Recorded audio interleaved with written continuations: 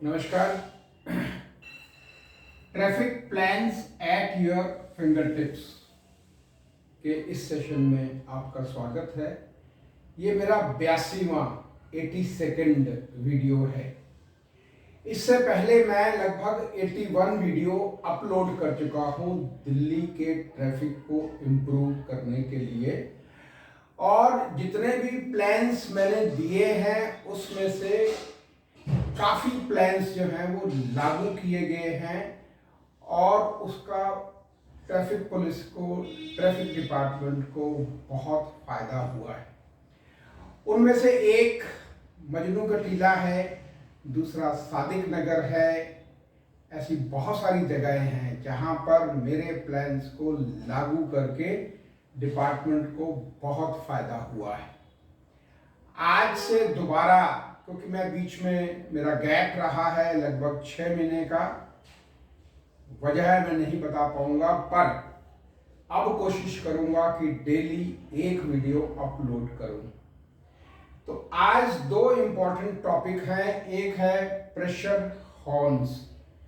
पीछे करके मैंने न्यूज़पेपर में पढ़ा था कि एनजीटी ने भी इसके ऊपर सख्त रुख अपनाया है, और मैं भी चाहता हूं कि प्रेशर हॉर्न्स जो है वो दिल्ली की सड़कों से बिल्कुल खत्म हो जाए। प्रेशर हॉर्न्स जो है वो, जो भी व्यक्ति महंगी गाड़ी खरीदता है तो उसमें वो प्रेशर हॉर्न लगाता है, और कई जगह तो ये कहा जाता है कि कंपनी वाले लगा के देते हैं। ऐसा मैं नहीं मानता हूं, हो सकता है by chance, I do not know about that. तो प्रेशर हॉर्न की बिक्री के ऊपर ही रोक लगनी चाहिए। प्रेशर हॉर्न अगर बिकेगा तो कोई ना कोई कार वाला, ट्रक वाला, मोटरसाइकिल वाले भी, इवन जो टू व्हीलर वाले, जो स्कूटर वाले हैं, एक्टिवा जैसा स्कूटर जो है उसमें भी प्रेशर हॉर्न लगाते हैं, जो दूसरा ट्रैफिक चल रहा होता है, ट्रैफिक सड़कों के ऊपर, उनको बहुत डिस्टरबेंस होती है। तो प्लीज आप कुछ ऐसा, क्योंकि मैं डिपार्टमेंट का हिस्सा नहीं हूं, मैं बाहर हूं, फ्रीलांसर हूं, तो मेरी रिक्वेस्ट है कि ट्रैफिक डिपार्टमेंट से कि वो इस बात को बहुत सीरियसली ले और प्रेशर हॉर्न की एनसीआर में, कम से कम एनसीआर में स्टार्ट करे कि बिक्री बिल्कुल बंद हो। किसी दुकान पर बिकना ही नहीं चाहिए। दूसरा जो मैंने टॉपिक है हमारा, वो है स्पीड गवर्नर्स का।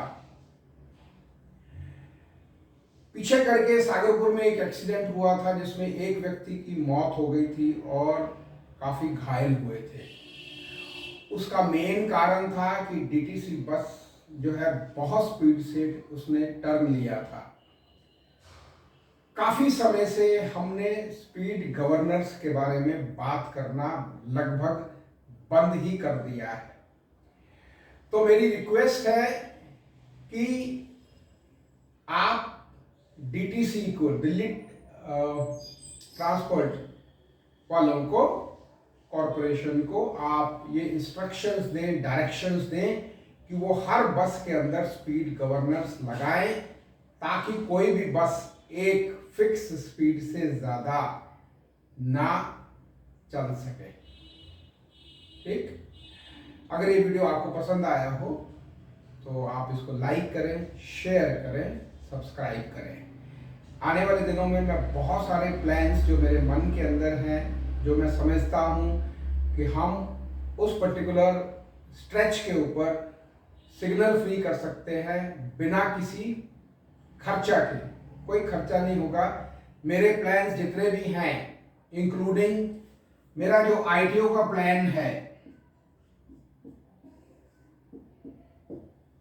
उसमें भी कोई ज्यादा खर्चा नहीं आएगा। जहां तक मैंने अखबारों के थ्रू पढ़ा है, 920 करोड़ रुपए लगाकर टनल्स बनाई गई हैं प्रगति मैदान पर, और अंडर पासिस वगैरह सब मिलाकर उसकी टोटल कॉस्ट जो है 920 करोड़ रुपए है। ये बच सकते थे, बचाए जा सकते थे, क्योंकि मैंने 2008 में एक प्लान दिया था जिसमें सारे एरियाज इंक्लूडिंग भैरव मार्ग और आपका शेरशाह सूरी मार्ग, भगवान दास रोड, डब्ल्यू पॉइंट, ITO, इन सब को सिग्नल फ्री करने का एक प्लान दिया था, जिसके लिए मैं आज तक पीछे कई बार जा चुका हूं अधिकारियों के पास में, और थक हार कर 2018 में मेरे को एक कोर्ट केस करना पड़ा, suit for declaration and damages का। मैं वो केस विड्रॉ कर सकता हूं अगर ये ITO का प्लान मेरे नाम से लागू किया जाए।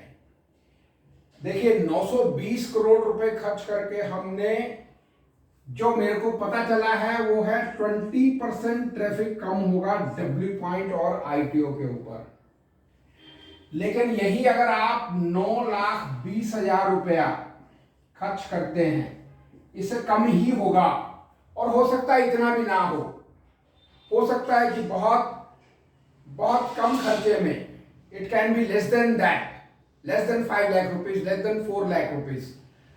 मेरा जो प्लान है उसमें मैंने सड़कों को वन वे बनाकर ITO डब्ल्यू पॉइंट, भगवान दास रोड से लेकर शेरशाह सूरी मार्ग और भैरव मार्ग सबको सिग्नल फ्री करने का प्लान दिया था। जब हम एक पर्टिकुलर स्ट्रेच को, रोड को वन वे करते हैं तो उसकी कैपेसिटी डबल हो जाती है। और मेरा जो ITO का प्लान है वो आने वाले 20 सालों के लिए है।